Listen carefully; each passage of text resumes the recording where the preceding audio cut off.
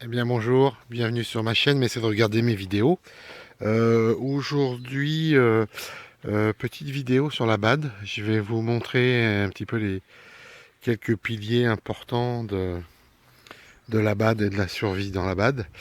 Et ben on va commencer donc par en fait l'environnement extérieur. Donc ici, moi je suis sur un terrain qui est clos de murs avec des haies. Donc concernant la défense par l'extérieur, ben voilà, on a déjà quelque chose d'intéressant. Voilà. Euh, Au passage, je vous montre donc le potager, enfin notre expérience de potager, puisque la survie, c'est pas la survie, ce n'est pas que les armes à feu, c'est aussi un certain nombre de compétences, et donc on est en cours d'apprentissage sur le fait de faire pousser des légumes, entre autres. Voilà. On a prévu aussi par ailleurs d'acquérir quelques poules. Donc voilà, on va travailler un petit peu sur l'extérieur aussi. Ensuite, les éléments les plus importants, bah, c'est l'eau. Donc vous voyez ici que nous avons un puits, non pas un forage, hein, mais bien un puits. Donc l'eau est à disposition, on va avoir une distance je pense 4 à 5 mètres dessous. Le stock de bois pour l'énergie, on va en reparler après. En sachant, je vous rappelle que dans une maison, vous avez un certain nombre d'endroits où vous avez de l'eau qui est stockée, donc la cuvette des toilettes, mais aussi et surtout dans votre cumulus, qui dispose de 200 à 250 litres d'eau potable, donc à filtrer peut-être légèrement. Voilà. Donc ici, un élément important pour cette maison, c'est effectivement le puits et le fait d'avoir de l'eau à disposition assez facilement et gratuitement. Voilà. Et en indépendance par rapport au réseau, bien entendu. Ensuite, un élément important pour les survivalistes, puisque en principe on stocke pas mal de choses, et bien effectivement il faut un garage. C'est indispensable parce que entre le matériel, tout ce qu'il faut ranger et stocker, et ben voilà, ça c'est quelque chose qui est indispensable. Voilà. Donc on va passer à l'énergie, au chauffage surtout. Donc avec ici le tas de bois présent, un petit tas de sable de vigne aussi, et on va continuer, je vais vous faire voir la suite. Alors concernant le chauffage, qui est un élément important, et ben la cheminée dans la maison, cheminée à foyer fermé. Alors l'avantage de celle-ci, c'est elle est au centre de la maison en fait. Voilà. Donc en fait, elle chauffe particulièrement bien le centre de la maison. Bien entendu, pas besoin encore une fois d'être branché sur un réseau quelconque.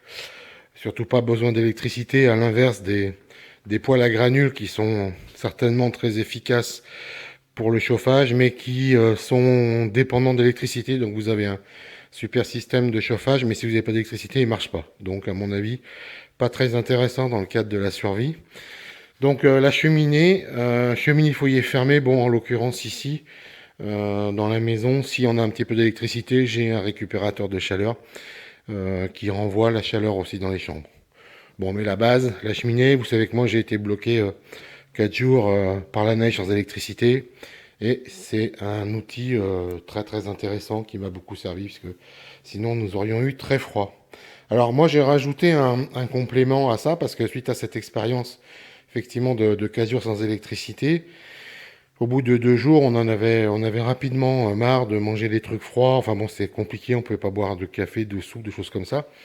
Donc j'avais dans l'idée d'essayer de mettre de faire chauffer de l'eau dans cette cheminée, mais j'étais devenu un petit peu con, comme dirait David Manis. Donc j'ai commencé à essayer de mettre de l'eau, mais je voyais sur les bûches, c'était pas très pratique, c'était très dangereux même, parce que j'aurais pu m'ébouillanter et j'étais bloqué à mon domicile sans pouvoir me déplacer, ni les secours n'auraient pu n'auraient su venir jusqu'à moi. Donc j'ai laissé tomber.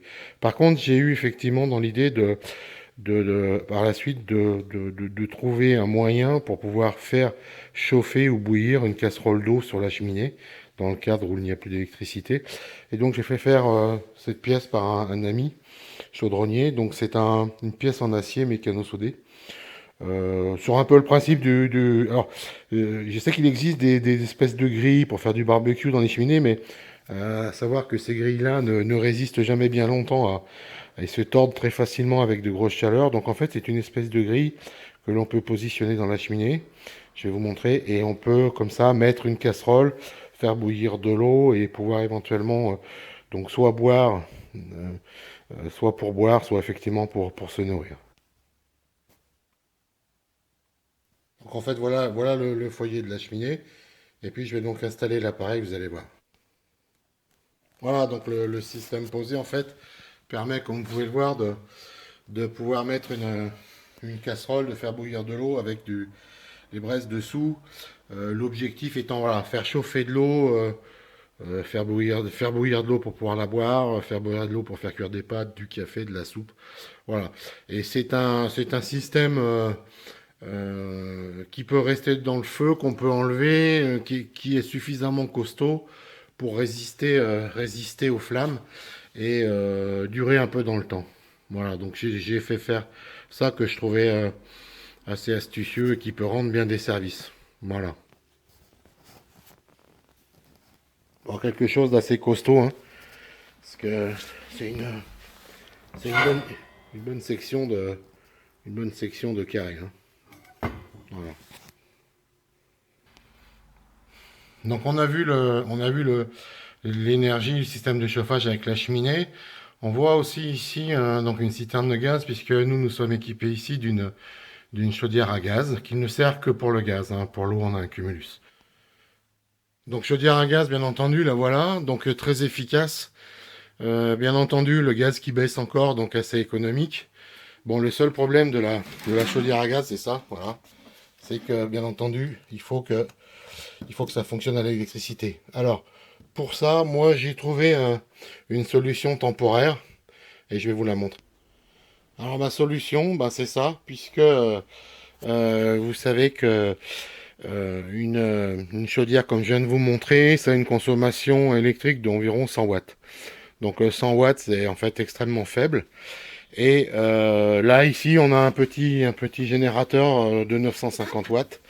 Donc c'est pas du tout quelque chose qui va être destiné à approvisionner toute la maison d'électricité, tout simplement parce que c'est pas possible.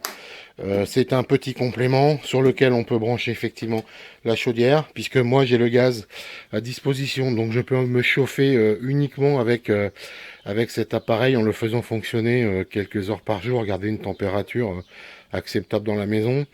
C'est aussi un outil, alors c'est surtout pour la chaudière à l'origine que je l'ai acheté, bien entendu, mais c'est aussi un outil qui peut servir pour regarder la télé, parce qu'une télé c'est pareil, ça consomme relativement peu d'électricité, on est sur, je crois, 100 à 150 watts. On peut aussi faire tourner un frigo pendant quelques heures, on peut recharger des batteries, on peut recharger des piles, on peut écouter la radio, enfin bon. Donc c'est un petit appareil, celui-là m'a coûté 65 € de mémoire, au Brico Dépôt, quelque chose comme ça. Donc compact. Moi je suis à la campagne, donc j'ai toujours une tondeuse, une tronçonneuse, etc. Donc j'ai toujours de l'essence. Alors oui, bien sûr, si c'est la fin du monde, ça va pas me servir longtemps, mais dans l'optique d'une rupture de la normalité sur 1 à 2 semaines, ça peut rendre bien des services, ça peut me chauffer ma maison, et voilà, ça peut pas mal me dépanner, sachant que j'ai toujours 10, voire selon la saison, 10 à 15 litres d'essence. Voilà, ça peut me permettre de fonctionner 8 à 10 heures minimum, donc voilà. Hein. Donc c'est un petit outil pour 65 € qui me permet finalement de chauffer toute ma maison. Donc c'est encore une fois un petit peu assez astucieux ce principe-là, et je trouve que effectivement c'est très pratique. Voilà. Enfin, niveau cuisson, moi je vous en avais déjà parlé, mais je vous en reparle un petit peu. Vous avez donc vu la cheminée avec la possibilité de pouvoir réchauffer ou faire bouillir de l'eau. Vous savez que bon, on a des barbecues, hein, bien entendu. Moi j'ai un barbecue classique. Et puis la plancha qui est pour moi aussi un outil de base super intéressant, parce qu'on peut le déplacer, le mettre dedans, dehors, faire chauffer des aliments, puisque en fait dessous on a accès au brûleur très facilement en fait. Hein. Donc voilà, c'est un bon système. Et donc moi, j'envisage donc d'acheter une deuxième bouteille de gaz, sachant qu'effectivement ça me donne une autonomie plus que confortable. Voilà, donc on a vu la cheminée qui sert à chauffer la maison, et éventuellement à faire bouillir de l'eau et pouvoir réchauffer des aliments pour se nourrir et réchauffer la maison. Donc On a ces deux niveaux-là sur la cheminée. On a le générateur qui peut nous aider pour le gaz, la chaudière, pardon, à gaz. On a la plancha qui peut aussi effectivement nous aider à réchauffer nos aliments. Ben voilà, je trouve on a vu voilà, pas mal d'éléments. Voilà, je vais faire une petite synthèse. Donc cette vidéo arrive à sa fin. Mon objectif était de vous présenter un petit peu les piliers de la BAD, donc les piliers que sont l'eau, le chauffage, l'énergie, les extérieurs bien entendu et la partie stockage pour le garage. Voilà, qui sont à mon avis les éléments de base. Je vous ai pas montré mon stock alimentaire bien entendu, mais il est présent. Voilà. Donc, bah, écoutez, je vous souhaite une bonne continuation et puis comme d'habitude, eh ben, écoutez, restez aware.